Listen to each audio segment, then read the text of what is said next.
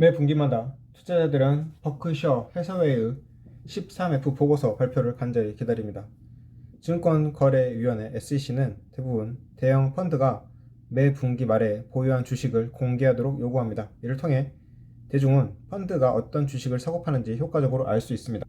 역대 최고의 투자자로 여겨지는 워렌 버핏이 운영하는 버크셔 해서웨이의 지분은 그들이 어떤 회사를 좋아하는지 뿐만 아니라 가장 위대한 투자자가 어떻게 생각하는지를 보여주는데요.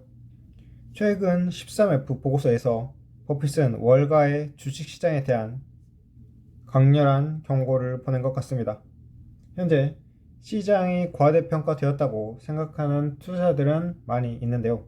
결국 우리는 2년 이상의 강세장을 경험하고 있고 S&P 500은 20%가 넘는 수준으로 연이회 수익률을 기록했습니다.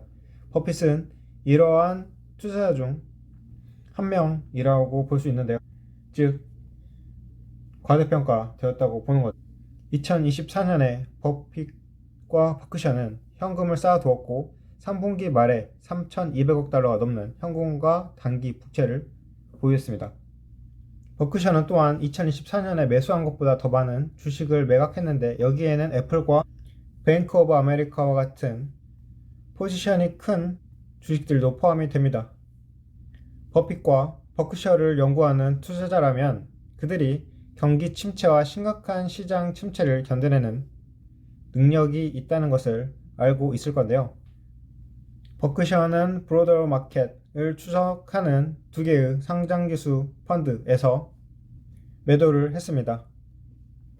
이 두 가지 ETF는 SPY와 VOO입니다. 꼭 버핏이 주식을 매도했다고 해서 나쁜 상황에 있다고 생각할 수는 없는데요. 어떤 면에서 보면은 버핏이 어떤 주식의 대량 매수를 위한 현금이 필요했을 수도 있다고 볼 수 있습니다. 하지만 버핏은 그동안 매각을 많이 해서 현금 많이 쌓아두고 있어서 또 다른 매각이 필요하다고 꼭 생각할 수는 없는데요. 그렇다면은 현재는 주식이 과대평가되었다 라고 그가 생각하는 것은 아닌지 의문을 품을 수 있습니다. 버크셔는 2019년 말에 SPY와 VOO ETF를 매수했고 5년 만에 처음으로 포지션을 변경했습니다. 이는 여러 지표에서 시장이 과대평가되었거나 경제가 곧 경기 침체로 빠질 수 있다고 시사한 점을 감안하면 그리 놀라운 일도 아니고요. 몇 가지 예로는 역전된 수익률 곡선 Inverted Yield Curve와 슐러 케이프 레티오가 있습니다.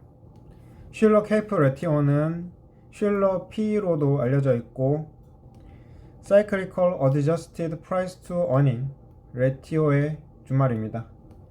S&P 500의 가격을 10년 평균 인플레이션 조정 이익과 비교하여 불규칙성을 완화합니다.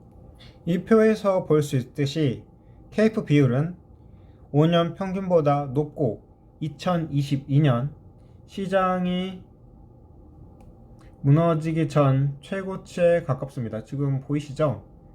그리고 지금이 37.9 이때가 무너졌으니까 그렇다면 지금 수준에서 다시금 위험이 찾아오는 거 아닌가 라고 생각을 해볼 수도 있습니다. 자, 한번 비교를 해볼까요? 자, 이쪽이 2000년도 이 정도였는데 2000년도는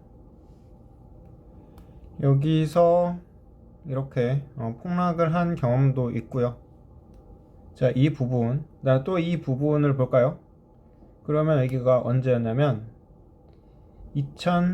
2008년은 슐러 여기서 레티오가 2008년 이 낮을 때 폭락을 했네요. 이렇게 폭락을 했다가 지금은 여기서 이야기하는 것은 이 부분 2022년에 여기 레티오가 이 정도였는데 지금 내려갔다가 다시 이 정도로 올라왔다. 그러면 여기서 또 출렁하고 내려갈 수도 있다고 여기서 생각을 해볼 수 있죠. 그래서 이렇게 방금 이 부분 이렇게 네 가지 생각을 해 봤는데, 그렇다면 2008년에는 지금 여기잖아요. 여기 또 낮았는데 여기서 폭락을 했으니까 꼭 이게 맞게 들어맞는다고는 볼 수는 없지만 우리가 여기서는 참조를 해볼 수는 있는 거죠. 즉, 역사는 일반적으로 정확히는 반복되지 않는다.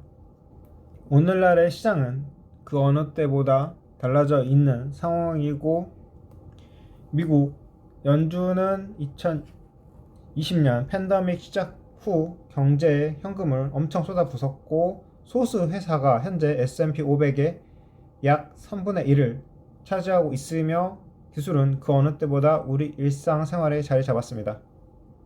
그렇긴 하지만 버핏과 버크셔는 1960년대부터 시장을 보았기 때문에 다양한 주기를 많이 보아왔고, 상황이 다르긴 하지만 시장 침체로 이어진 유사한 문제를 가리고 있을 수도 있고, 그렇다면 우리는 현재 이렇게 다양한 구간에서 폭락이 일어나기도 했으니까 여기서도 폭락이 어쩌면 일어날 것이다 라는 생각도 한번 공유를 해보고요. 그러면 현재 긴가민가 하다.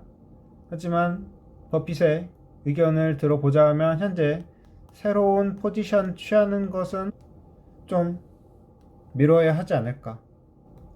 장기간 투자하려고 한다면 현재의 흔들림도 어차피 미국 지수는 쭉 올라가니까 놔둬도 되겠지만, 단기로 투자한다면 지금은 빼야 하는 구간일 수도 있다 라고 슐러의 케이프 레티오를 바탕으로 생각을 해볼 수 있고요. 자, 그리고 스파이와 BOO 두 개의 과열된 구간을 지금 대세를 통해서 판단을 한번 해볼 건데요. 자, 여기 RSI 볼까요? 여기가 지금 스파이죠. 스파이 RSI는 지금 79.15.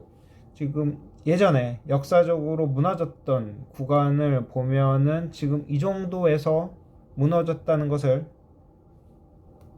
저번에 사례를 통해서 볼 수 있는데, 코로나 팬데믹 기간에도 유사하게 약간 흔들림이 있었는데 이때는 양적 완화해서 많이 들어 올렸었죠.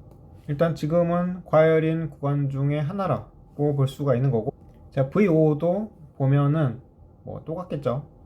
지금 이런 과열된 구간에서 경제가 하락한 경우가 많이 있었다라고 이렇게 봐서 지금도 어쩌면 버핏의 생각이 맞을 수도 있다, 이렇게 추측을 해볼 수 있고, 그래서 도망가야 하느냐라고 생각을 해볼 때 2018년에 이렇게 무너졌었는데 양적 완화해서 주가는 다시 들어올렸잖아요. 이때 대통령이 누구였죠?